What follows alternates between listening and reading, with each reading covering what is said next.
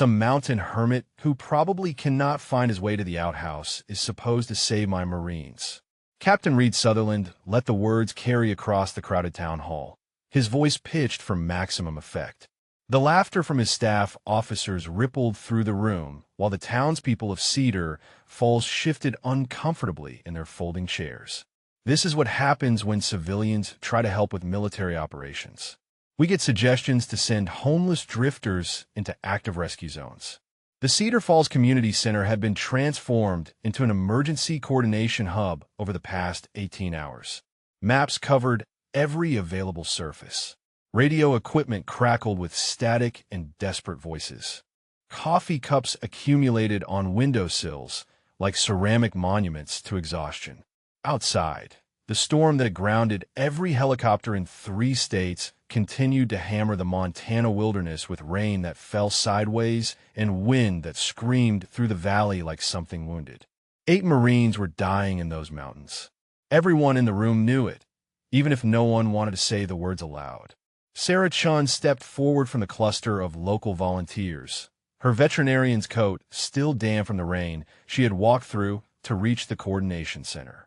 "Captain," she said, her voice steady despite the dismissal she had just witnessed, "I am not suggesting we send anyone unprepared. The man I am describing knows every canyon and ridge in those mountains. He has been living up there for 6 years.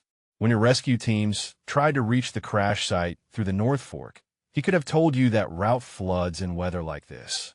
Sutherland turned to face her with the practiced condescension of someone who had never been wrong about anything that mattered to him. "And you know this because you treat his cats?" he asked. Or maybe his imaginary friends told you about his mountaineering expertise. More laughter from the staff officers. The townspeople remained silent. "I know this because I have treated him," Sarah replied. "Injuries that would send most people to the emergency room. A broken finger, he set himself while I watched. Wounds closed with field medicine precision I have only seen in textbooks. There is something about the way he moves, the way he assesses every exit when he enters a room. That is not a vagrant, Captain. That is something else." Sheriff Tom Redhawk moved through the crowd, his weathered face carrying the weight of 30 years in law enforcement and a lifetime before that in places he rarely discussed. He positioned himself between Sarah and the captain, not confrontationally, but with the quiet authority of someone who belonged to this land in ways the military visitors did not. "Captain Sutherland," the sheriff said, "I have been watching that hermit come into town for supplies every few weeks for the past 6 years. He pays cash, speaks maybe 10 words total, and disappears back into those mountains like smoke. I'm a Vietnam veteran myself. I know the look. I know the bearing. That man has seen things that would break most people, and he carries himself like someone who spent a lifetime being ready for anything." Sutherland's patience visibly thinned. "Sheriff, I appreciate the local color, but I have Marine rescue teams with decades of combined training. I have satellite imagery and weather modeling. I have resources that hermits living in abandoned cabins do not possess. What I do not have is time to waste entertaining suggestions that we send some homeless mountain man to do what trained operators cannot accomplish." The radio crackled, cutting through the tension. "Forward base to coordination center. Still no break in weather conditions. Rescue Team 2 has returned to staging area. Route impassable due to flooding in the canyon system." Sutherland's jaw tightened. He turned back to his operations map, dismissing the conversation through body language alone. Sarah and the sheriff exchanged glances, but said nothing more. There was nothing more to say to a man who had already decided he knew everything worth knowing. If you're watching this story from anywhere in the world, we would love to know where you're joining us from. Drop a comment below telling us your city or country. You might have a quiet legend living in your own community. Someone whose humble appearance hides an extraordinary story of service and sacrifice. Stories like this one happen in towns just like yours, in mountains and valleys and neighborhoods where heroes live unrecognized among us. Please consider subscribing to our channel if stories about courage and second chances speak to you. Now, let us continue. 12 miles away, in an abandoned ranger cabin that had become something between a home and a tomb, Ezekiel Thornton sat motionless beside his radio equipment. The emergency frequencies had been active for 18 hours straight, and he had listened to every transmission. He knew the terrain they were describing. He knew the canyon where the helicopter had gone down. He knew the routes the rescue teams had attempted and why each one had failed. His weathered hands traced the topographical map spread across his table, following contour lines that told stories the military planners did not know how to read. The crash site sat in a box canyon on the eastern wall of the ridge system, accessible by exactly one route in weather like this. A route that did not appear on any official map because it followed game trails that only existed if you knew where to look for them. The radio crackled again. A young voice this time, barely holding steady. Crash site to any station. We have 2 critical casualties in deteriorating conditions. Request immediate extraction. Please respond. Corporal Denny Yamamoto, 22 years old, according to the unit roster that had been broadcast earlier. Trying to hold 8 Marines together in impossible conditions while help failed to arrive. Zeke closed his eyes. He could see the canyon in his mind, could feel the rock beneath his boots, could smell the pine and rain and fear that would be filling that crash site. He had been in places like that more times than he could count. He had pulled men out of worse situations with less support. But that was a different life. A different man. The one who existed before Eleanor died. Before he walked away from everything and everyone because staying meant facing a grief he could not survive. On the wall above his radio, a compass hung from a leather cord, scratched and worn, its needle still pointing true north after 50 years. It had belonged to Gunnery Sergeant Nathaniel Birdsong, the best spotter Zeke had ever known, the brother who died in his arms in a jungle on the other side of the world. The mountains will always guide you home, brother. Those have been Nate's last words, pressed out between labored breaths while Zeke tried to stop bleeding that could not be stopped. Zeke stared at the compass, then at the map, then at the radio, where Corporal Yamamoto was signing off with a request for any assistance available. Still here, brother, Zeke whispered to the empty cabin. Still trying. But what Captain Sutherland did not know, what none of them knew, was that the homeless hermit they had just dismissed had more confirmed combat rescues than the captain had years of life. And in exactly 18 hours, 3 helicopters would land on that mountain, and a general would be calling that hermit by a name that had not been spoken aloud in over 20 years. The cabin had been abandoned for 11 years when Zeke first found it. Forest Service budget cuts had closed the ranger station, and the wilderness had begun reclaiming what humans had built. Roof sagging, windows cracked, porch rotting beneath accumulated seasons of neglect. He had seen it and recognized something of himself in its decay.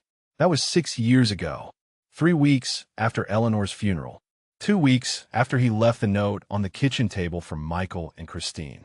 I love you both. I am sorry. The mountains are calling me home. Do not look for me. He had driven until the roads ended, then walked until his legs gave out, then crawled until he found this place waiting for him like a grave he could choose to lie down in. Instead, something older than grief had taken over. The training that never left, the instincts that survived when everything else died. He had repaired the roof, replaced the windows, rebuilt the porch with timber he felled and split himself. Surviving was what he did, even when he wished he could stop. Now Zeke moved through the cabin with purpose that felt foreign after years of mere existence.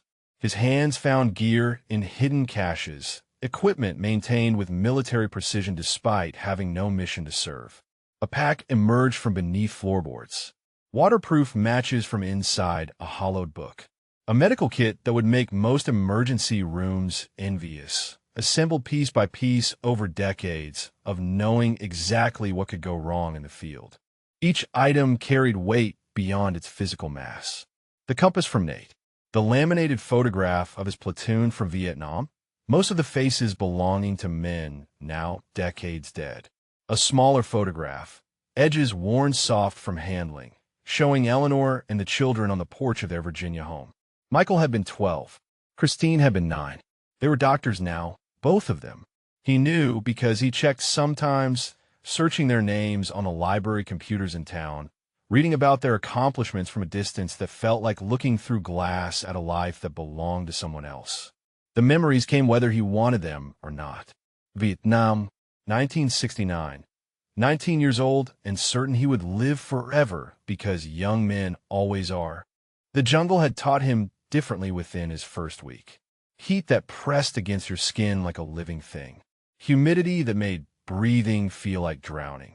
And everywhere, in every shadow and rustling leaf, the possibility of death waiting with patient inevitability.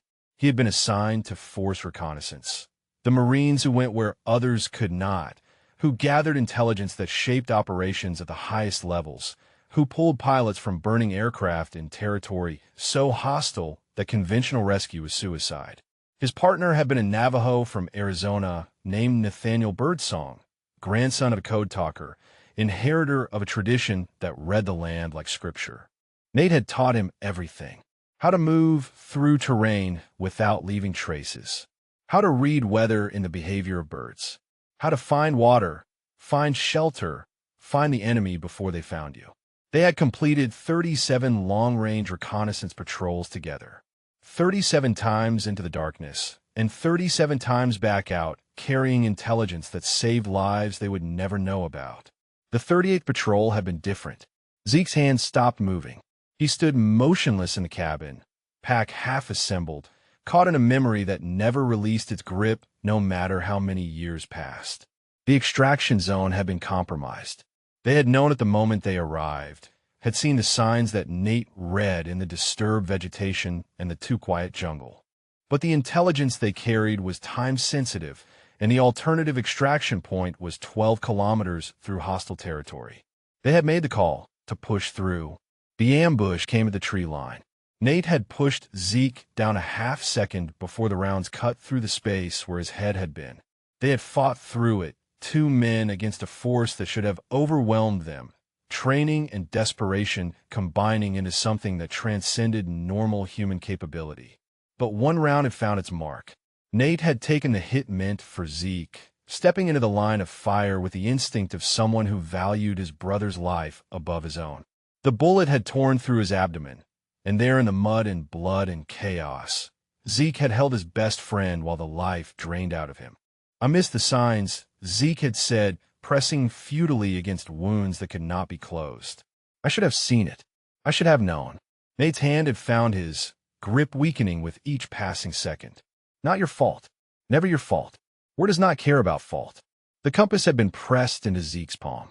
Nate's most treasured possession, carried through every mission, inherited from a grandfather who had used it to navigate battlefields in another war. "The mountains will always guide you home, brother." The words had come out broken, barely audible.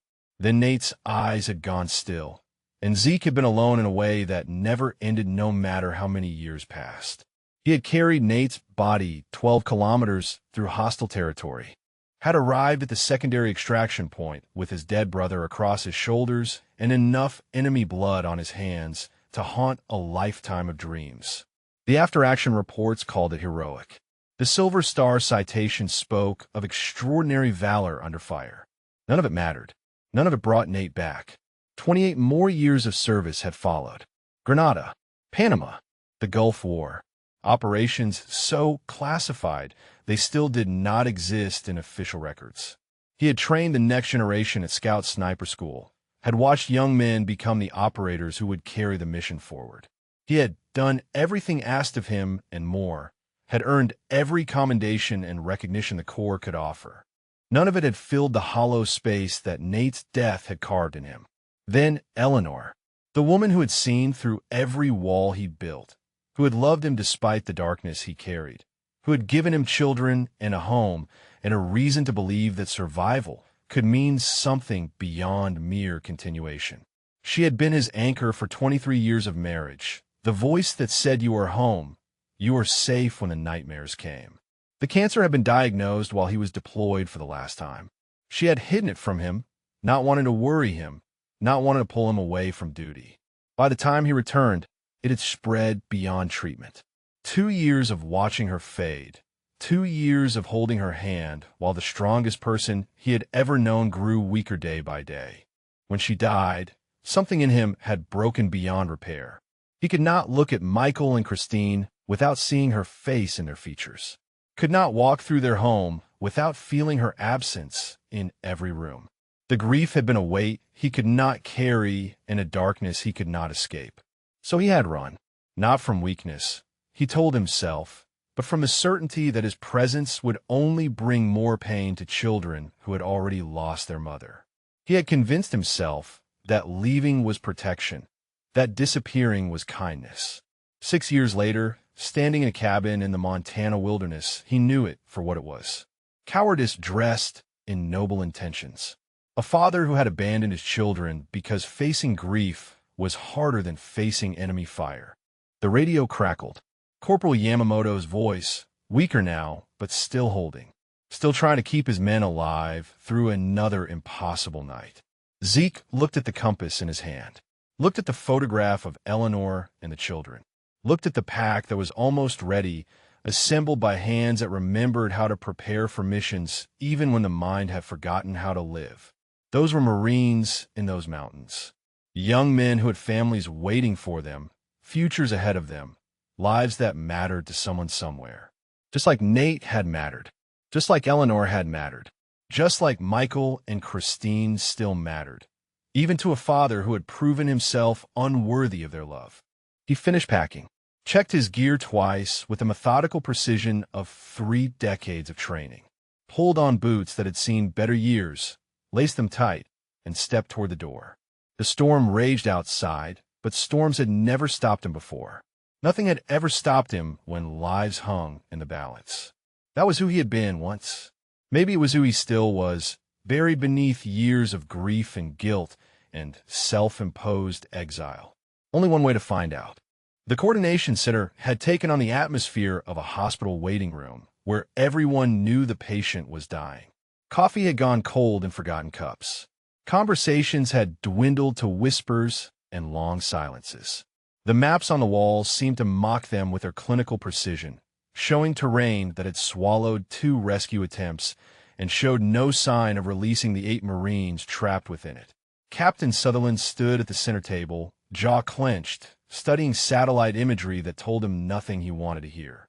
The storm system had stalled over the mountains, feeding on moisture from the Pacific in a pattern that meteorologists described as unusual and rescue coordinators described as catastrophic. Every helicopter within 300 miles was grounded. Every ground route had proven impassable. His career calculations ran constantly beneath the surface of his tactical assessments. This training exercise had been his opportunity, his chance to demonstrate the leadership qualities that would propel him toward the colonel's eagles he had been chasing since his first day at West Point. Instead, it was becoming the disaster that would define him. 8 Marines dead on his watch. The investigation that would follow. The questions about his decisions, his timeline, his rejection of the backup weather window that might have prevented all of this. Sir, Master Gunnery Sergeant Vincent Okafor approached with the careful deference of a senior enlisted man who had learned when to push and when to wait. We have received updated casualty reports from the crash site. Sutherland did not look up from the imagery. And, too critical for serious, too ambulatory. Corporal Yamamoto reports they have exhausted their emergency medical supplies. One of the critical casualties is showing signs of sepsis from an abdominal wound. Without evacuation within the next 12 hours, he estimates we will lose at least 1 Marine, possibly more. The words hung in the air like a verdict. Sutherland's hands gripped the edge of the table until his knuckles whitened. He had no response because there was no response. The weather would not break. The routes would not clear. The helicopters would not fly. Physics and meteorology cared nothing for Marine Corps traditions or officer careers. Across the room, Sarah Chun sat with Sheriff Red Hawk, both of them watching the military personnel with the helpless frustration of people who had offered solutions only to be dismissed. The sheriff's weathered face carried decades of hard wisdom, the kind earned through loss and survival in equal measure. He had seen young men die before. He knew the mathematics of time and injury, knew that every hour of delay subtracted from the probability of lives saved. That Hermit could make it, he said quietly, not for the first time.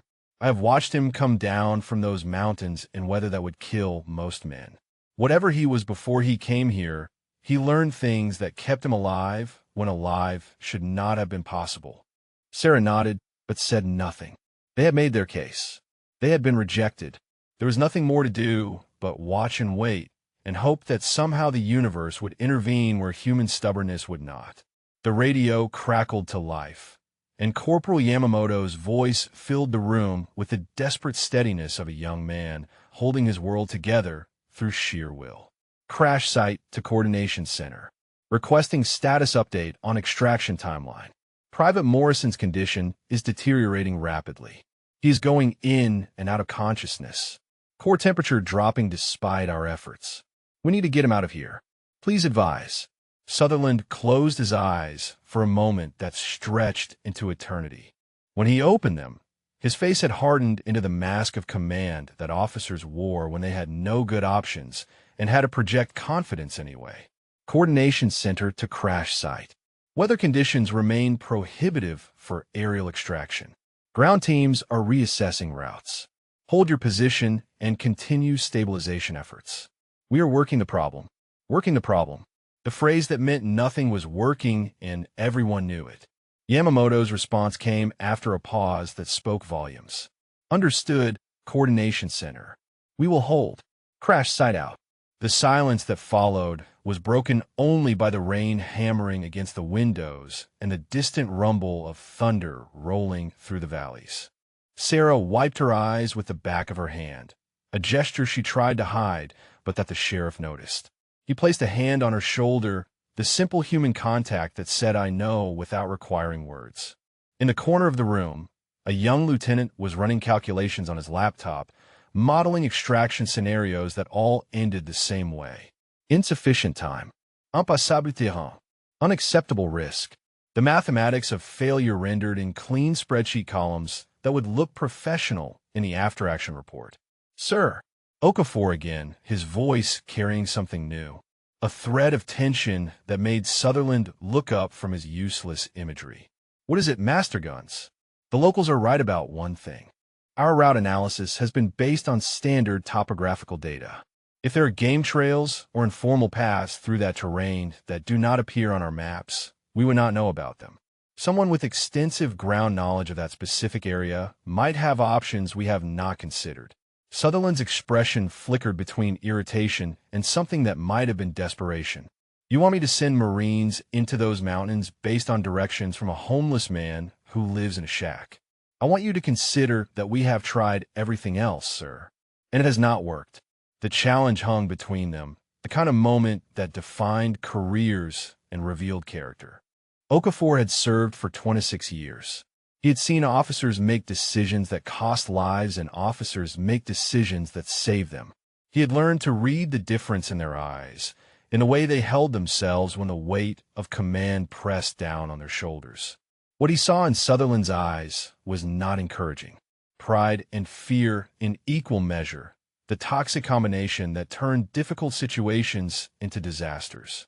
We will continue with established protocols, Sutherland said finally. The weather will break. The routes will clear. We will get our Marines out through proper channels. Okafor held his gaze for a moment longer than protocol demanded. Then he nodded once, turned, and walked back to his station. He had done what he could. The decision was not his to make. But as he passed the windows facing the street, movement caught his attention. A figure emerging from the storm, walking toward the community center with the unhurried purpose of someone who had walked through worse and survived. Rain streamed from a weathered coat. Boots that had seen decades of hard use struck the pavement with steady rhythm. A face half hidden by an unkempt beard looked up at the building, assessed it with a glance that seemed to catalog every entrance and exit, and then moved toward the door. Okafor felt something shift in his chest. Recognition, though not of the man himself. Recognition of type, recognition of bearing, recognition of the way certain men moved through the world. Men who had been forged in fires that burned away everything except capability and purpose. He did not know who was about to walk through that door, but he knew, with a certainty that came from 26 years of serving alongside warriors, that it was not a homeless vagrant. It was something else entirely. The door opened, and the storm entered with him. Rain pooled on the linoleum beneath his boots as Zeke stepped into the coordination center, bringing with him the smell of pine and wet earth and something older. Something that made several heads turn before their owners consciously registered why. He stood just inside the entrance for 3 seconds. His eyes moved across the room in a pattern that was not random, cataloging positions and exits and potential threats with the automatic efficiency of someone who had done it 10,000 times before. Sarah Chun recognized him immediately and rose from her chair. Sheriff Red Hawk nodded once, a gesture of acknowledgement between men who understood each other without requiring words. Sutherland noticed the commotion before he noticed its source. When he turned and saw the figure dripping rainwater onto the floor, his face cycled through confusion, recognition, and contempt in rapid succession. "Someone want to explain why there is a homeless man in my command center?" he said, voice pitched to Carrie. Zeke did not react to the words. He walked toward the map table with steps that covered ground efficiently. No wasted motion, no hesitation. The military personnel parted around him without conscious thought, responding to something in his bearing that their training recognized, even if their minds did not. He stopped at the table and looked down at the topographical maps spread across its surface. His eyes traced the terrain features, the marked positions, the failed routes highlighted in red. When he spoke, his voice was quiet but carried clearly through the sudden silence. "Your second team try to go through the North Fork. That drainage is underwater by now. Flash flood channel fills within 2 hours of sustained rainfall like this. Your boys are in the upper canyon, east wall, based on the coordinates I heard on the radio. There is a route through the backcountry. Game trails mostly, some old logging paths that the Forest Service stopped maintaining 20 years ago. But you need someone who knows where the crossings hold in weather like this." Sutherland stared at him. The room had gone completely still, every eye fixed on the confrontation unfolding at the center table. "Excuse me," the captain said. "Who let this man in here? This is a military operation, not a soup kitchen." Sheriff Red Hawk stepped forward. "Captain, this is the man we told you about. He knows those mountains better than anyone alive. He has been living up there for 6 years. He knows those mountains." Sutherland's voice dripped with theatrical disbelief. "I am supposed to trust the lives of my Marines to someone who looks like he has not seen a shower since the Clinton administration." He turned to address his staff, playing to his audience. "Maybe we should ask him for stock tips while we are at it. Investment advice from the vagrant who lives in an abandoned shack." Scattered laughter from the officers who understood their roles in the captain's performance. But Okafor did not laugh. He was watching the old man's hands, watching the way they rested at his sides with a stillness that spoke of absolute control. He was watching the way the man's weight distributed across his feet, balanced and ready, the stance of someone who had spent a lifetime being prepared for violence. Zeke did not rise to the bait. His response came measured and calm, each word placed with precision. "The route I am describing will take approximately 8 hours in current conditions. It follows the western ridge above the flood line, drops into the secondary canyon through a switchback trail that is not on your maps, and approaches the crash site from the north where the terrain provides natural shelter from the wind. Your teams cannot make it because they're using maps that do not show the old trails. I can draw you the route, or I can take you in myself." Sutherland's face reddened. "Or you could wander back to whatever hole you crawled out of and let real Marines handle real military operations." He turned to the nearest NCO. "Sergeant, escort this gentleman outside. He is interfering with emergency response coordination." The sergeant hesitated, looking between his captain and the old man who stood motionless at the map table. Something in that hesitation spoke to the uncertainty rippling through the room, the growing sense that things were not as simple as they appeared. Okafor spoke before the sergeant could move. "Sir, maybe we should hear him out." He stepped closer to the table, close enough to study the old man's face in the harsh fluorescent light. The scars he saw there told stories. A thin line running from eyebrow to cheekbone, the kind left by something that had passed very close to killing. Pockmarks on the neck that could have been shrapnel. Hands that carried the calluses of decades of hard use. "You served," Okafor said. It was not a question. Zeke met his eyes for the first time. "A long time ago." "What branch?" The pause stretched for 2 heartbeats. 3. The room seemed to hold its breath. "Marines." The word landed like a stone dropped into still water. Sutherland scoffed, the sound harsh in the silence. "Marines. Of course. Let me guess, you were Force Recon. Delta Force. SEAL Team 6. He shook his head with exaggerated weariness. "I have heard every variation of this story. Homeless veteran claims elite service, expects special treatment. Do you have a bridge to sell us to?" Zeke's expression did not change. His voice remained level. "Force Recon, 1969 to 1997. Master Sergeant at retirement." Sutherland laughed outright. 28 years of service, and you end up living in a shack in the woods. Very convincing. He turned to his staff. "This is what happens when we let civilians into operational spaces. We get fantasy stories from people who probably washed out of basic training." Okafor was not laughing. He was doing mathematics in his head, calculating timelines and possibilities. 1969 Vietnam.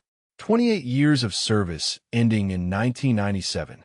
That placed this man in the generation of operators who had written the doctrine that Okafor's generation had learned from. The legends who had come back from Southeast Asia with knowledge paid for in blood. He asked one more question, careful and quiet, cutting through the captain's ongoing mockery. "What was your call sign?" The room noise faded to nothing. Sutherland's voice trailed off mid-sentence as something in Okafor's tone commanded attention. I turned to the old man standing at the map table, rain still dripping from his coat onto the floor. Zeke looked at Okafor, really looked at him, the first direct eye contact he had made since entering the building. Something passed between them in that moment, a recognition that transcended rank and circumstance. "Spectre." The word hung in the air like smoke after gunfire. And Master Gunnery Sergeant Vincent Okafor felt the blood drain from his face as 26 years of institutional memory crashed together in his mind, connecting the weathered figure before him to legends he had heard whispered since his first days in the Corps. Okafor took an involuntary step backward.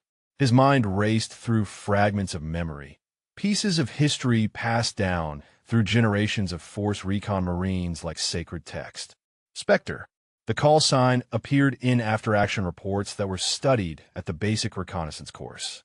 The operator who moved through jungle and desert and mountain like smoke, who extracted more down pilots in Vietnam than any individual on record, who conducted operations that shaped the doctrine still taught at Quantico. The old man standing before him in a rain-soaked coat could not be that legend. That legend was a ghost story, a standard against which all reconnaissance Marines measured themselves and found themselves wanting. That legend belonged to history, to the generation of warriors who had forged the special operations community in the fires of Southeast Asia.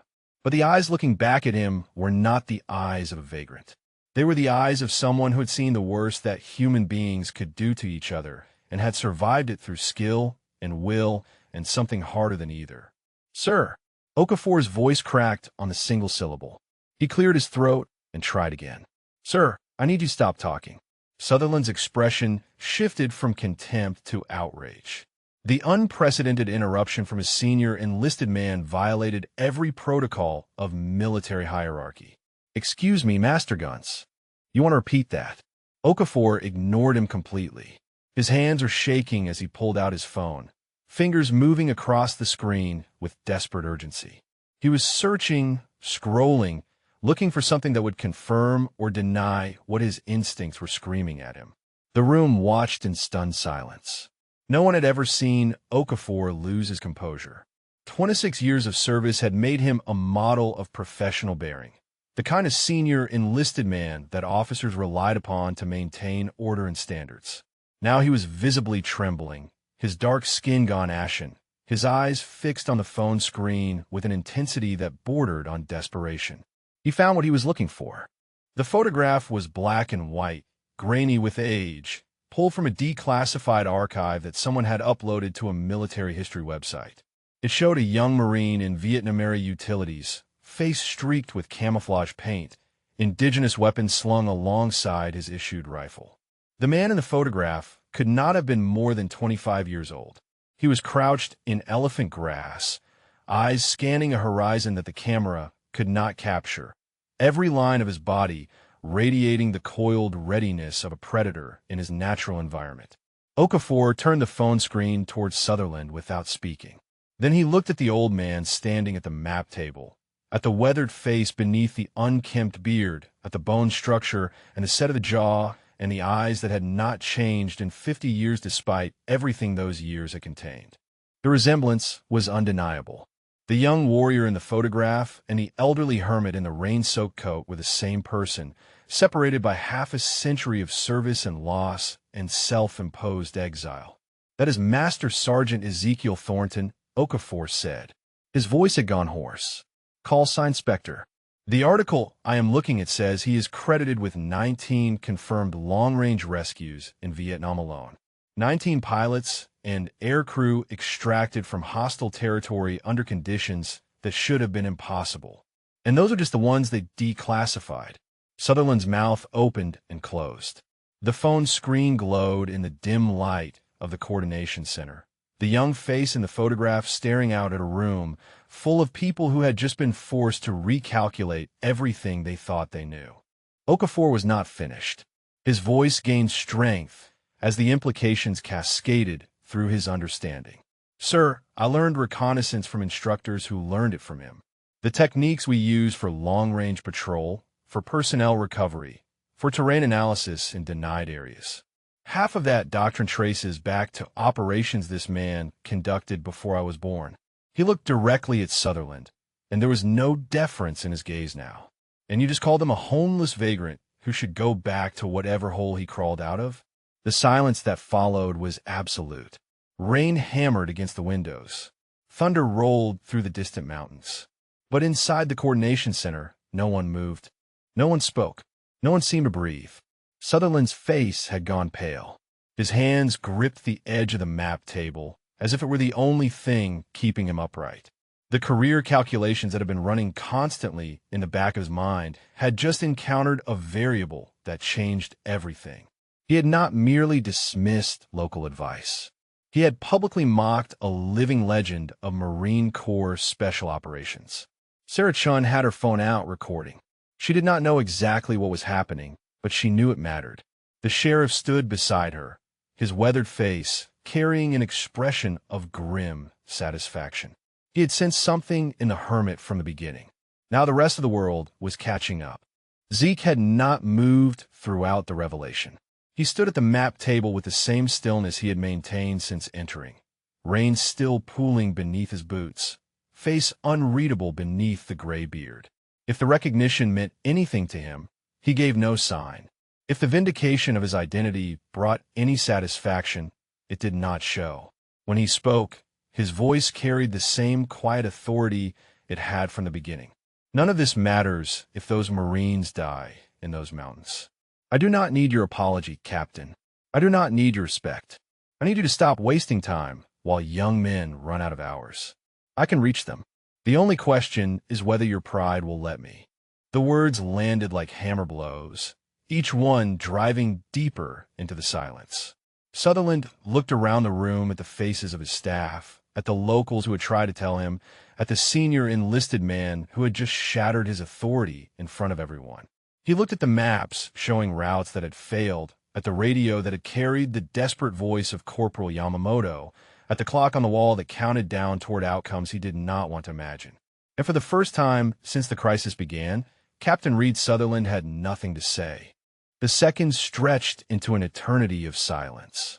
Every person in that room understood they were witnessing something that would be discussed for years, a moment when assumption collided with truth and left wreckage in its wake.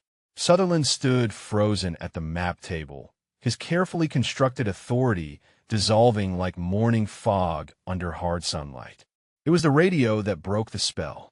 Corporal Yamamoto's voice, weaker than before, carrying the weight of young men running out of time. Crash site to coordination center. Private Morrison has lost consciousness. His breathing is becoming irregular. Sergeant Kwan is showing signs of hypothermia despite our best efforts. We need extraction. Please. We need help. The desperation in that voice cut through everything else. It stripped away pride and protocol and the complicated mathematics of military careers. It reduced the situation to its simplest terms. Young Marines were dying. Someone could save them. Everything else was noise. Zeke moved before anyone else could respond. He stepped around the map table and keyed the radio with the automatic familiarity of someone who had done it countless times across decades of service. Crash site. This is incoming rescue element. Acknowledge. The pause that followed lasted 3 heartbeats. When Yamamoto responded, confusion mixed with desperate hope in his voice. Incoming rescue element. This is crash site. We were told weather conditions prohibited extraction. Please confirm your status. Weather conditions prohibit aerial extraction and standard ground routes, Zeke replied. We're coming overland through the backcountry. Alternate route. Estimated time to your position is 8 hours. Confirm you can hold that long. Another pause. Longer this time. When Yamamoto spoke again, his voice had changed. The desperation remained, but something else had joined it. Something that sounded almost like belief. We will hold. Incoming rescue element. We will hold as long as it takes. Crash site standing by. Zeke released the radio key and turned to face the room. His eyes found Sutherland first, then moved to Okafor, then swept across the assembled personnel with an assessment that seemed to weigh each of them in an instant. I need 4 Marines, he said. Good physical condition, able to keep pace in rough terrain, willing to follow orders without question. I will need current maps of the area, though I will be navigating primarily from memory. Medical supplies to supplement what I am carrying. And I need to leave within the hour if we're going to make the timeline. I just promised those men. Sutherland opened his mouth, perhaps to object, perhaps to reassert authority, perhaps simply because he did not know what else to do. But before he could speak, the door to the coordination center opened again. Lieutenant Colonel Barbara Vasquez entered with the purposeful stride of someone who had been commanding Marines for 2 decades. She was 53 years old, built like a distance runner, with silver threading through her close-cropped black hair and eyes that missed nothing. She had been en route to assess the training exercise when a crisis erupted, diverted to the forward operations base to coordinate response efforts that kept failing. She had received Okafor's message 15 minutes ago. The brief text had contained only a name and a call sign, but that had been enough to make her drop everything and drive through the storm of Cedar Falls. Her eyes found Zeke immediately. They studied him for a long moment, cataloging the same details Okafor had noticed. The bearing beneath the weathered exterior, the economy of movement, the stillness that spoke of absolute self-control. Master Sergeant Thornton, she said. Her use of his rank was deliberate, a recognition that carried weight in a room full of people who had just learned who he was. Zeke straightened slightly. The response was automatic, decades of conditioning surfacing despite years of disuse. Mung. Vasquez nodded once, a gesture that conveyed acknowledgement and respect in equal measure. I have been briefed on the situation. She turned to Sutherland, and her expression hardened. Captain, you are relieved of operational command. You will remain on site to assist with logistics and coordination, but tactical decisions are now mine. Sutherland's face cycled through shock, outrage, and finally a kind of hollow acceptance. Colonel, with respect, I was simply following established protocols. There was no way to verify. There is every way to verify. Vasquez cut him off. You chose not to because verification would have required admitting you might be wrong. She held his gaze until he looked away. We will discuss your performance evaluation later. Right now, we have Marines to save. She turned back to Zeke, and her voice softened slightly. The brief I received suggests you can reach the crash site through terrain our teams could not navigate. Is that accurate? Yes, ma'am. What do you need? Zeke repeated his requirements. For Marines, maps, medical supplies, departure within the hour. Vasquez nodded at each item, already turning to Okafor to begin implementation. Master Guns, select 4 volunteers from the available personnel. Best physical conditioning, strongest mental resilience. They need to understand they will be following a 6 to 7-year-old man through terrain that has already defeated 2 rescue attempts, and they need to keep up without complaint. Okafor was already moving. Imam. He paused at the door, looked back at Zeke with an expression that mixed reverence with something like wonder. "It is an honor, Master Sergeant. I never thought I would meet you in person." Zeke's response was barely audible. "Just help me save those boys. That is honor enough." The coordination center transformed around him. What had been paralysis became purpose. What had been despair became preparation. Maps were gathered, medical supplies assembled, volunteers identified and briefed. The machinery of military response that had stalled for hours suddenly found traction. Through it all, Zeke stood at the map table, tracing routes with his finger, committing current conditions to memory, preparing for a mission he had not expected to run and had not wanted to accept. But the voices of those young Marines echoed in his mind, overlapping with older voices, older missions, older promises made and kept across decades of service. "We will hold," Yamamoto had said. "We will hold as long as it takes." That was what Marines did. They held. And when holding was not enough, someone went to get them. Tonight, that someone was a ghost who had come down from the mountains to remember who he used to be. The 4 Marines assembled in the staging area looked like recruiting poster models. Young, fit, eager, each one carrying the quiet confidence of men who had trained for exactly this kind of mission. Staff Sergeant Rivera was the senior man, a combat veteran of 2 deployments with the kind of calm competence that came from having been tested and not found wanting. Corporal Jackson had placed first in his class at Mountain Warfare School. Lance Corporals Dominguez and Park rounded out the team, both infantry scouts with reputations for endurance that bordered on legendary within their unit. They had been told they would be following an elderly civilian with knowledge of the terrain. They had not been told who that civilian was. Okafor had made that decision deliberately, wanting them to see the man before they learned the legend. Zeke entered the staging area, and every head turned. He had changed from his soaked coat into gear provided by the coordination center. The transformation was subtle, but unmistakable. The borrowed tactical clothing hung on his lean frame, but the way he moved within it spoke of decades of wearing such things in places where wearing them wrong meant dying. He assessed the team in a single glance, the same way he had assessed the coordination center upon entry. His eyes moved from boots to load-bearing equipment to the way each man distributed his weight while standing. Whatever calculations ran behind those eyes, he kept them to himself.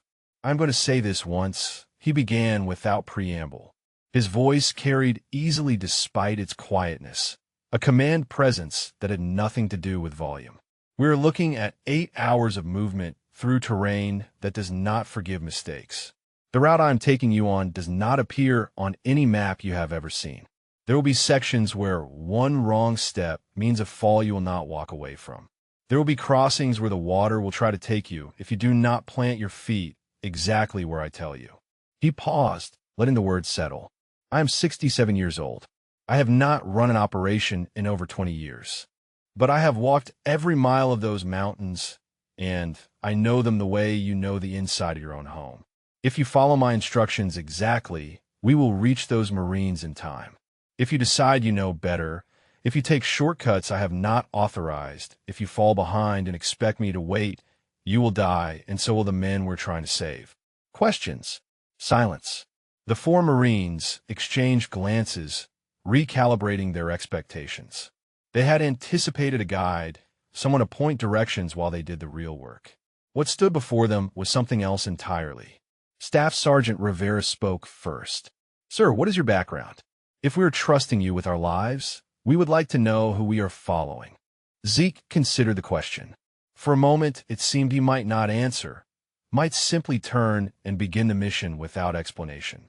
Then something shifted in his expression, a decision made. "Force Recon," he said. 1969 to 1997. Call sign was Spectre. Rivera's reaction was immediate and visceral. His posture changed, spine straightening, eyes widening with recognition. The other three Marines looked confused until Rivera spoke. "Spectre," he repeated. The word came out reverent. "Sir, I studied your operations at Quantico, the Da Nang extraction, the pilot recovery in Laos. We used your after-action reports as case studies in personnel recovery under fire." "That was a long time ago," Zeke replied. "Different war, different man." But Rivera was not finished. He turned to the others, voice tight with something between excitement and awe. "This is Master Sergeant Ezekiel Thornton. 19 confirmed rescues in Vietnam. Probably twice that many in operations that are still classified. He is the reason half our doctrine exists." He looked back at Zeke with an expression of disbelief. "Sir, what are you doing living in the mountains? You should be teaching at the War College. I should be getting those Marines home." Zeke cut him off. His voice carried an edge now, something that shut down the conversation instantly. "That is what I should be doing. That is what we should all be doing. Everything else is history, and history does not save lives." The rebuke landed with precision, redirecting focus where it belonged. Rivera nodded once, accepting the correction, and the team fell into a silence that was entirely professional. Zeke moved to the door. Outside, the storm continued its assault on the Montana wilderness, rain driving sideways through the darkness, wind howling through the valley like something in pain. It was the kind of night that sensible people spent indoors, that military planners marked as no-go conditions, that search and rescue protocols explicitly prohibited operations during. It was exactly the kind of night that Zeke had operated in more times than he could count. He paused at the threshold, one hand on the door frame. Behind him, 4 young Marines waited for the signal to begin. In the mountains above, 8 more waited for rescue that had already failed twice. And somewhere in the space between, in the rain and wind and darkness, lay a route that only existed if you knew where to look for it. Nate's compass hung around his neck, tucked beneath his borrowed clothing. He could feel it against his chest, the familiar weight that had accompanied him through 3 decades of impossible missions. "The mountains will always guide you home, brother." He had not been home in a very long time, had forgotten what home even meant. But tonight, home was wherever those young Marines were waiting. Home was the mission. Home was the purpose he had abandoned when grief became too heavy to carry. One more time, he thought. One more time into the darkness. He pushed open the door and stepped into the storm. Behind him, without hesitation, 4 Marines followed. The first hour nearly broke them. Rain drove into their faces with enough force to feel like gravel. Wind gusts threatened to tear them from the narrow trail that Zeke followed with unerring certainty through darkness, so complete that their night vision equipment struggled to render usable images. The terrain climbed relentlessly, each step upward purchased with effort that burned through reserves faster than any of them had anticipated. Zeke moved at the front like something that belonged to the mountain rather than merely traveling across it. His pace never varied despite the conditions, never slowed for obstacles that forced the younger men to scramble and adjust. He found handholds that should not have existed, crossed gaps that seemed to materialize only when he stepped across them, navigated switchbacks so tight that following his exact footsteps became the only option for survival. Staff Sergeant Rivera had considered himself an expert in mountain operations. He had trained in the Sierra Nevada, the Rockies, the mountains of Afghanistan. Nothing had prepared him for following a 6 to 7-year-old man through terrain that seemed actively hostile to human presence. Every time he thought he understood the route, it changed. Every time he anticipated the next obstacle, something worse appeared. By the second hour, the team had stopped trying to understand and simply followed. They placed their feet where Zeke placed his, gripped the handholds he used, paused when he paused, and moved when he moved. It was an act of faith as much as navigation, trusting that the ghost at the front of their column knew things they could not see. During a brief rest in the shelter of an overhang, Corporal Jackson asked the question that all of them were thinking. How do you know this route? Even with years of experience up here, this does not seem possible. Zeke took a drink from his canteen before answering. When my wife died, I came up here to disappear. Spent the first year just walking. Every ridge, every canyon, every drainage. Did not matter where I went as long as I kept moving. He paused, looking out at the rain that continued to fall. After a while, I stopped wanting to die and started wanting to understand. These mountains became the only thing that made sense. The only thing that did not hurt to look at. The honesty of the answers silenced any follow-up questions. The four Marines sat with the weight of it, recognizing something they had not expected to find in their guide. Not just expertise, but grief channeled into something that had kept them alive when living was the hardest choice. They pushed on. The third hour brought them to a river crossing that Rivera would have sworn was impassable.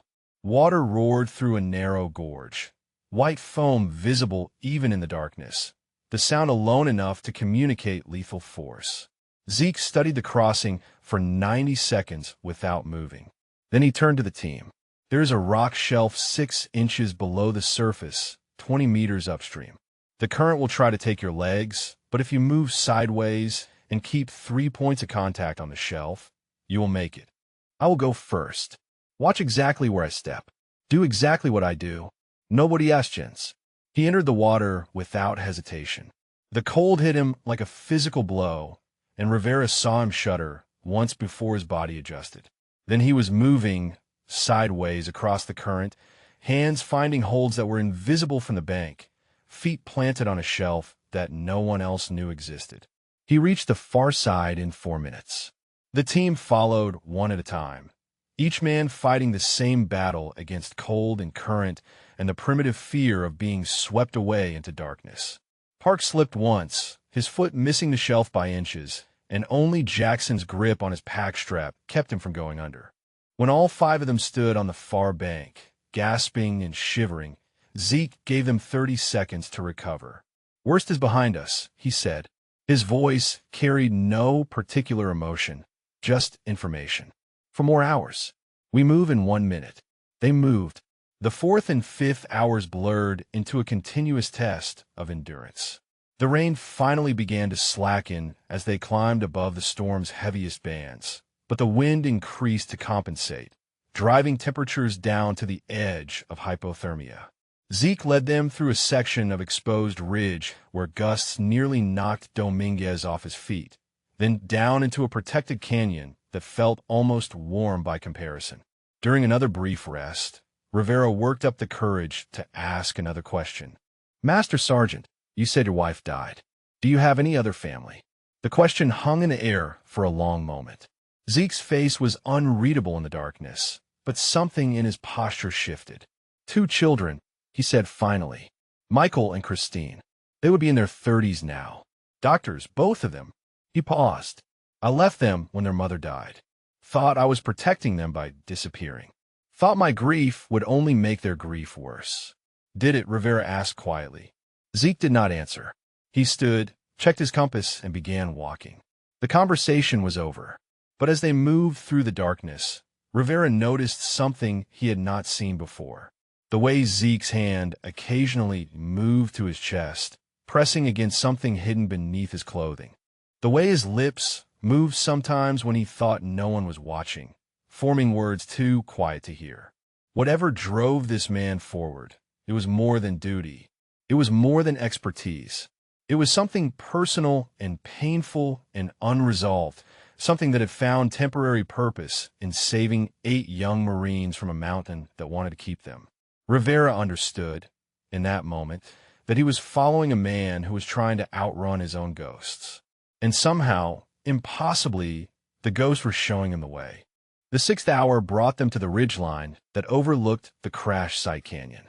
Dawn was still 2 hours away, but the storm had finally exhausted itself, leaving behind a silence so complete that their own breathing sounded intrusive. Stars emerged through breaking clouds, cold points of light that seemed close enough to touch in the thin mountain air. Zeke called a halt and moved to the edge of the ridge, studying the terrain below with an intensity that made Rivera think of a hawk surveying hunting grounds. The canyon spread out beneath them, its contours barely visible in the starlight, shadows within shadows that could hide anything. "There," Zeke said quietly, pointing to a section of the eastern wall. The team gathered beside him, following his gesture to a darker patch among the rocks. That is where they are. See the thermal signature from their emergency blankets. They have done well. Stayed sheltered, conserved heat. Smart Marines. Rivera squinted, but could not see what Zeke described. How can you tell from here? 60 years of looking at terrain in the dark, Zeke replied. After a while, you learn to see what does not belong. He turned to face the team. We have 90 minutes of descent. The last section is technical. There is a chimney formation that will require controlled climbing down. One at a time, roped if necessary. No rusing, no mistakes. We did not come this far to lose someone in the final approach. The descent began. Where the ascent had been brutal in its relentlessness, the descent was terrifying in its precision. Every foothold had to be tested, every handhold verified. The rock was slick with moisture from the past storm, and twice Rivera felt his boots begin to slide before finding purchase on surfaces he could barely see. Zeke moved through it all with the same unnerving certainty he had displayed throughout the journey. His body seemed to remember paths his mind had never consciously mapped, finding routes through the rock face that appeared only when he was already committed to them. The chimney formation appeared without warning, a vertical crack in the canyon wall that dropped 40 feet to a ledge below. In daylight, with proper equipment, it would have been a moderate technical challenge. In darkness, with exhausted bodies and minimal gear, it looked like suicide. Zeke rigged a rope from their combined equipment, testing each anchor point with his full weight before trusting it. He descended first, his movements smooth and controlled despite the fatigue that had to be accumulating in muscles that had not been tested like this in decades. When he reached the ledge below, he called up in a voice barely above a whisper. One at a time. Take your time. Trust the rope. They descended. Jackson went next, then Dominguez, then Park. Rivera came last, untying the anchor and down climbing with the rope as a backup rather than primary support. When he reached the ledge, his arms were shaking and his fingers had gone numb from gripping wet rock.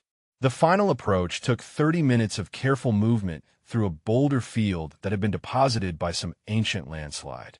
The rocks shifted underfoot, threatening to twist ankles or worse with every step. Zeke navigated through them like water through a maze, finding the stable stones by instinct or memory, or something that Rivera could not name. Then they were there. The crash site emerged from the darkness like a wound in the mountainside. The helicopter lay on its side, rotors shattered, fuselage crumpled against the rocks that had stopped its final descent. Emergency blankets glinted in the starlight, arranged in a pattern that spoke of training and discipline maintained despite impossible circumstances. A figure rose from the makeshift shelter, silhouetted against the lighter rock behind. The movement was slow, pained but deliberate.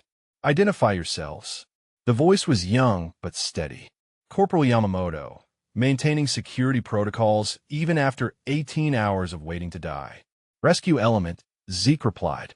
He stepped forward, hands visible, posture non-threatening despite the exhaustion that had to be dragging at him. Master Sergeant Thornton, we are here to take you home. The pause that followed lasted 3 heartbeats. Then Yamamoto's voice cracked, the professional steadiness finally breaking. We held, he said. His words came out rough, forced past something that had been clenched tight for too long. You said 8 hours. We held. Zeke reached him and placed a hand on his shoulder. The first human contact offered in kindness, the simple gesture that said you are not alone anymore. I know you did, Zeke said quietly. Now let me see you're wounded. The shelter held the others. Private Morrison lay unconscious, breathing shallow but present. Sergeant Kwan sat propped against a rock, his legs splinted with debris from the aircraft, his face pale but alert. The other 5 Marines showed various degrees of injury and exhaustion, but all of them were alive. All of them had held. Rivera and the team spread out, beginning triage with the supplies they had carried through the mountains.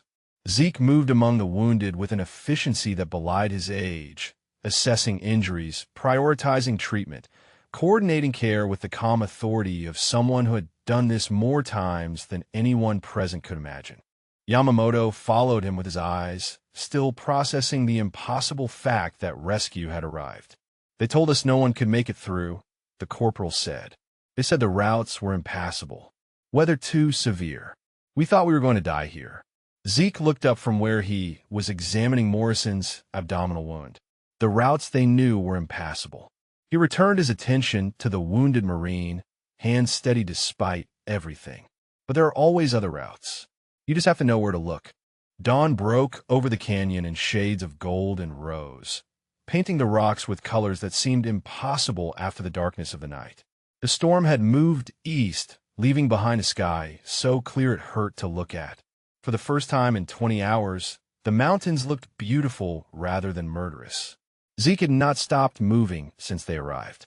He coordinated treatment for the wounded, organized the able-bodied survivors into useful tasks, and established communication with the coordination center using Yamamoto's partially functional radio. His voice on the frequency was calm and professional, relaying casualty status and coordinates for helicopter extraction now that weather conditions had cleared. The response from Lieutenant Colonel Vasquez carried barely contained emotion. Rescue element, be advised that extraction birds are launching now. ETA to your position 45 minutes. Outstanding work, Master Sergeant. Outstanding. Zeke acknowledged and signed off without elaboration. There would be time for words later. Right now, there were still wounded Marines who needed attention and an extraction that needed to go smoothly. Corporal Yamamoto had attached himself to Zeke like a shadow, helping where he could, watching everything with eyes that were trying to understand what they were seeing. During a brief lull in activity, he finally asked the question that had been building since rescue arrived. Master Sergeant, how did you know we were still alive? How did you know you could reach us when everyone else failed? Zeke was checking Morrison's bandages, monitoring the unconscious Marine's breathing with the automatic attention of long practice. He did not look up when he answered. I did not know, he said. I hoped, and I knew the mountains. Sometimes that is enough. Sometimes it is not. Tonight, it was enough. But you came anyway, even without knowing. Now Zeke looked up. His eyes met Yamamoto's, and something passed between them that transcended rank and age and circumstance. You held, he said simply. You told me you would hold, and you did. That is not nothing, Corporal. That is everything. Marines do not leave Marines behind. That is not a slogan. That is not a recruiting poster. That is a promise. And promises mean something, even when keeping them seems impossible. Yamamoto's composure finally cracked. Tears cut tracks through the grime and exhaustion on his face, but he did not look away. He held Zeke's gaze with the desperate grip of a young man who had spent 18 hours believing he would watch his friends die. Thank you, he said. The words were inadequate, and both of them knew it, but they were all he had. Zeke nodded once and returned his attention to Morrison. The conversation was over, but something had been exchanged that would stay with Yamamoto for the rest of his life. The helicopters appeared 43 minutes later, 3 Black Hawks in formation, rotors beating the mountain air into submission as they descended toward the canyon floor. The sound was overwhelming after the silence of the night, a mechanical thunder that announced salvation had arrived. The lead helicopter touched down first, and the figure that emerged was not a medic or a crew chief. General Marcus Webb stepped onto the rocky ground with the purposeful stride of a man who had commanded Marines for 3 decades. His presence at a tactical extraction was unprecedented, the kind of thing that happened only when something extraordinary had occurred. He walked directly to where Zeke stood beside the wounded, ignoring the swirl of activity as medical personnel began loading casualties onto the aircraft. His eyes took in the weathered face, the borrowed tactical clothing, the posture that straightened automatically despite exhaustion that had to be bone deep. Master Sergeant Thornton. Webb's voice carried over the rotor noise without shouting, the command presence of a general who expected to be heard. Zeke's response was automatic, pulled from decades of muscle memory. Sir. Webb extended his hand. On behalf of the Commandant and the Corps, thank you. Again. The word again hung in the air between them. Webb had been a lieutenant in the Gulf War, a young officer who had heard the legends of the operators who came before. He knew exactly who he was addressing, and the weight of that knowledge showed in his expression. Zeke took the offered hand. The grip was firm despite his fatigue, the handshake of equals regardless of the stars on Webb's collar. Just doing what needed to be done, General. Webb shook his head slowly. What needed to be done was impossible. Every analysis said so. Every protocol confirmed it. Weather prohibited operations. Terrain was impassable. And yet here you are, with 8 Marines who would be dead without you. He paused, letting the words settle. That is not just doing what needed to be done, Master Sergeant. That is being who you have always been. Spectre, the one who finds a way when there is no way. Around them, the extraction continued. Morrison was loaded onto the first helicopter, medics working frantically to stabilize him for transport. Quan went next, then the others in order of injury severity. The canyon that had been a death trap 12 hours ago was becoming a departure point for survival. Rivera approached with the rest of the rescue team, all of them showing the effects of the night's exertion. He saluted Webb, then turned to Zeke with an expression that mixed exhaustion with something like wonder. Master Sergeant, he said, I have trained for mountain rescue my entire career. I have never seen anything like what you did tonight. I do not think I ever will again. Zeke looked at the young staff sergeant, then at the helicopters loading wounded Marines, then at the mountains that had been his home and his prison for 6 years. When he spoke, his voice was quiet but carried clearly. You will see it again, he said, because now you know it is possible. That is what experience gives you. Not just the knowledge of what to do, but the belief that it can be done. He met Rivera's eyes. Pass that on. That is how we honor the ones who taught us. Webb was watching the exchange with an expression that suggested he was already composing the report he would file, the commendations he would recommend, the story he would tell to anyone who needed to hear it. The forward operations base at Cedar Falls Airfield had transformed in the hours since the rescue team departed. What had been a scene of desperation and failure was now electric with activity, personnel moving with purpose, communications humming with update from the extraction helicopters. The wounded were inbound. The mission was a success, and the story of how it happened was already spreading through channels both official and otherwise. Sarah Chin's video had been uploading in segments throughout the night, capturing the confrontation at the coordination center, the revelation of Zeke's identity, the moment when a homeless hermit had silenced a room full of military professionals with nothing but his presence and his credentials. By the time the helicopters touched down at the airfield, the footage had been viewed over 50,000 times. By noon, it would reach 500,000. By evening, it would be national news. Captain Sutherland stood at the edge of the tarmac, watching the helicopters descend with an expression that suggested a man watching his own funeral. His career calculations had finally completed their processing, and the results were catastrophic. He had mocked a living legend. He had delayed rescue operations through pride and prejudice. He had been relieved of command in front of his own staff. The investigation that would follow was a formality. The outcome was already determined. Lieutenant Colonel Vasquez approached him as the first helicopter touched down. Her face carried no satisfaction, only the weight of responsibility that came with command.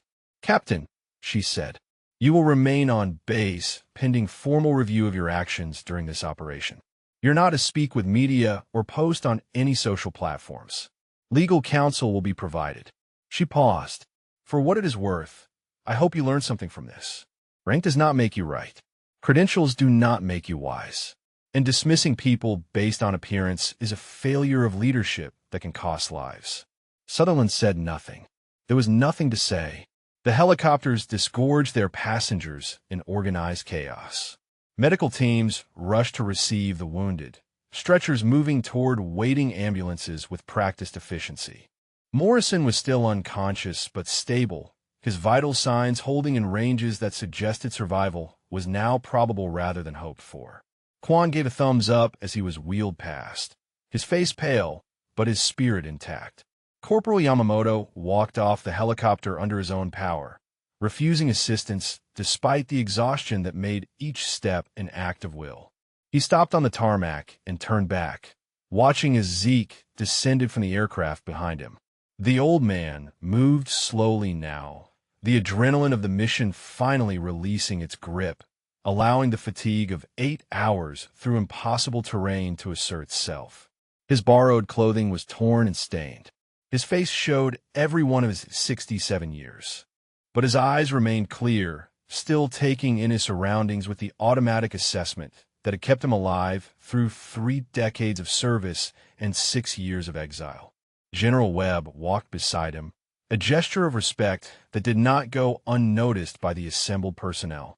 Word had spread quickly about who the hermit was, what he had done, and what his presence meant. Marines who had been skeptical hours ago now stood straighter as he passed, something like awe evident in their expressions. The crowd that had gathered parted as Zeke approached the coordination center. Inside, Sheriff Red Hawk waited with a cup of coffee and a handshake that lasted longer than custom required. "I knew there was something about you," the sheriff said quietly. "For the first time you came into town. The way you carried yourself. The way you looked at people. I served 2 tours in Vietnam. I know what that war did to men. I know what it made them into." Zeke accepted the coffee with hands that trembled slightly from exhaustion. "What it made us into is the question," he replied. "Some days I still do not know the answer."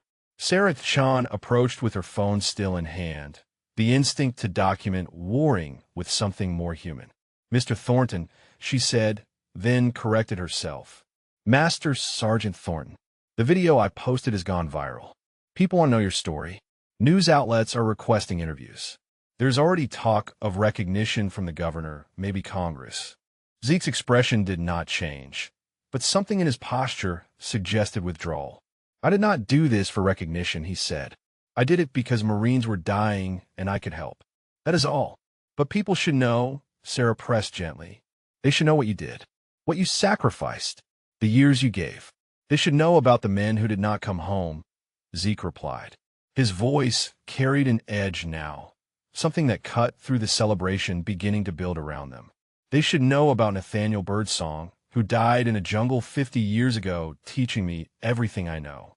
They should know about the pilots we pulled out of burning aircraft, the ones who went home to families who never knew how close they came to losing everything." He paused, and when he continued, his voice had softened. "I'm not the story, ma'am. I never was. The story is the Marines who held through the night when holding was the hardest thing they ever did. The story is the ones who did not make it home from other mountains and other wars. Remember them. That is enough for me." The room had gone quiet. Even Webb, who had seen and heard much in his decades of service, seemed moved by the simple conviction in the old man's words. Then, from the doorway, a voice that did not belong to anyone in the military. A voice that made Zeke freeze in place, coffee cup suspended halfway to his lips. "Dad." He turned slowly, as if afraid that moving too fast would shatter whatever illusion had produced that word. In the doorway stood a woman in her early 30s, dark hair pulled back, professional clothing wrinkled from travel, eyes red from crying, and something else. Something that looked like hope mixed with fury, mixed with love too big to contain. "Christine," Zeke breathed. The name came out broken, barely audible. Beside her stood a man of similar age. Same dark hair, same eyes that carried the weight of years spent searching. "Michael." "We saw the video," Christine said. Her voice shook but did not break. 6 years, Dad. 6 years we looked for you. 6 years we thought you might be dead. And we find you on the news, saving Marines in Montana." Zeke's hands began to tremble. The coffee cup rattled against its saucer. He set it down carefully, deliberately, using the motion to buy time for a response he did not have. "I thought," he started then stopped. The words that had seemed so logical 6 years ago, the reasoning that had justified abandonment as protection, collapsed under the weight of his children's presence. "I thought I was protecting you." "From what?" Michael asked. His voice carried the anger of years, but beneath it ran something else. The desperate love of a son who had never stopped hoping. "From loving us. From letting us help you. From being our father." The room had emptied without anyone consciously deciding to leave. General Webb, Colonel Vasquez, Sheriff Red Hawk, Sarah Chun, all had withdrawn to give the family space for a reunion that was long overdue and desperately needed. The silence stretched between them like the years it contained. Zeke stood motionless, unable to close the distance, unable to retreat. His children watched him with expressions that held everything at once: anger and relief, grief and hope, the complicated love of those who have been abandoned by someone they never stopped needing. Christine moved first. She crossed the room in 3 quick strides and wrapped her arms around her father with a force that nearly knocked him backward. The embrace was not gentle. It was desperate, fierce, the grip of someone reclaiming something they had feared lost forever. 6 years, she said into his shoulder. Her voice broke on the words. 6 years, I woke up every morning wondering if you were alive. 6 years, I checked every homeless shelter database, every John Doe report, every Veterans Assistance Program in the country. Do you have any idea what that was like? Zeke's arms came up slowly, as if remembering emotion they had not performed in too long. When they closed around his daughter, something cracked inside him that had been frozen since the day he walked away. I'm sorry, he whispered. The words were inadequate, and he knew it. I thought your lives would be better without me in them. I thought my grief would poison everything it touched. I thought leaving was the kindest thing I could do. Michael had not moved from the doorway. His face was harder than his sister's, the anger closer to the surface. You thought wrong, he said. His voice was controlled, but the effort showed. Mom would have been furious with you. She spent 20 years trying to convince you that you deserved good things, that you deserved us. And the moment she was gone, you proved her wrong. The accusation landed like a blow because it was true. Eleanor had spent their marriage fighting the darkness that combat had planted in Zeke's soul. She had held him through nightmares, talked him through despair, insisted with unwavering certainty that he was worthy of love and family and peace. Her death had not just taken her from him. It had taken the voice that countered every self-destructive impulse he carried. I know, Zeke said. His voice cracked on the simple acknowledgement. I know she would be furious. I have imagined that conversation 1,000 times. He pulled back slightly from Christine's embrace, though she did not fully release him. I do not have excuses, Michael. I have reasons that seemed right at the time and seem cowardly now. I have 6 years of silence that I cannot take back. All I have is this moment and whatever moments you are willing to give me. Michael remained in the doorway for a long moment. The anger on his face warred with something softer, something that looked like the boy who had once followed his father through the woods learning to read tracks and identify birds. Then, slowly, he crossed the room and joined the embrace that his sister had started. The 3 of them stood together in the empty coordination center, holding each other amid the scattered maps and cold coffee cups and radio equipment that had coordinated a rescue none of them had expected. Outside, helicopters departed and personnel moved, and the machinery of military response continued its operations. Inside, a family began the slow work of rebuilding what abandonment had nearly destroyed. 3 weeks later, Zeke stood at Eleanor's grave for the first time since her funeral. The headstone was simple, the way she would have wanted. Her name, her dates, and the words she had asked to be inscribed. She loved deeply and was deeply loved. Michael and Christine stood on either side of him. They had driven together from Christine's home in Seattle, the first of what they hoped would be many visits. The conversation during the long drive had been difficult and necessary, excavating years of pain and misunderstanding, laying foundations for something new. I should have come sooner, Zeke said to the headstone. I should have come every day. But I could not face you, Ellie. I could not face what I had done to our children in your name. The wind stirred the flowers Christine had placed at the base of the stone.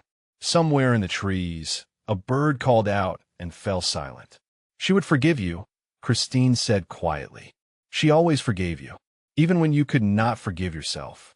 Zeke reached into his pocket and withdrew Nate's compass. The brass was worn smooth by 50 years of handling, the needle still pointing true north. He had carried it through jungles and deserts and mountains. He had carried it through the worst nights of his life and the best days. It had guided him to 8 Marines in a Montana canyon, and now it had guided him here. I used to think home was a place I could walk to, he said. The mountains, the cabin, somewhere away from everything that hurt. He closed his hand around the compass. I was wrong. Home is not a place. Home is the people who do not stop looking for you even when you give them every reason to stop. Michael placed a hand on his father's shoulder. The gesture was tentative but real, a bridge being built one touch at a time. "Come stay with us for a while," he said. "Not forever if you do not want that. Just for a while. Let's get to know each other again." Zeke looked at his son, then at his daughter, then at the grave of the woman who had loved him when he could not love himself. The weight he had carried for 6 years had not disappeared, but it had shifted. It was no longer his alone to bear. "Yes," he said. The word came out rough and used to being spoken. "Yes, I would like that." If this story moved you, if it reminded you that second chances are possible and that heroes can be found in the most unexpected places, please subscribe to our channel. You can see another incredible story waiting for you on screen right now. Click it and remember that every person you pass on the street has a story. Some of them walked through impossible mountains to save lives. Some of them are still finding their way home. And some of them, the lucky ones, discover that home was waiting for them all along, patient and forgiving, ready to welcome them back the moment they found the courage to return. Thank you for watching. 3 months later, Zeke began volunteering at a veterans reintegration program in Seattle. He did not talk much about his own service. He did not share war stories or display medals. He simply showed up day after day and sat with men and women who had lost their way. Sometimes he talked. Sometimes he just listened. Sometimes his presence was enough. One evening, a young Marine who had been struggling since his discharge asked Zeke how he had survived, how he had made it through decades of combat and loss and come out the other side. Zeke thought about the question for a long time before answering. He thought about Nate and Eleanor and the mountains that had sheltered him and the children who had never stopped searching. "You do not survive alone," he said finally. "Even when you think you are alone, you are not. The people who love you are still there, waiting. And eventually, if you are lucky, you find the courage to let them help you carry what you cannot carry yourself." The young Marine did not respond immediately, but something shifted in his expression, a crack in the armor he had built around his pain. It was not much, but it was a start. And sometimes Zeke had learned a start was everything.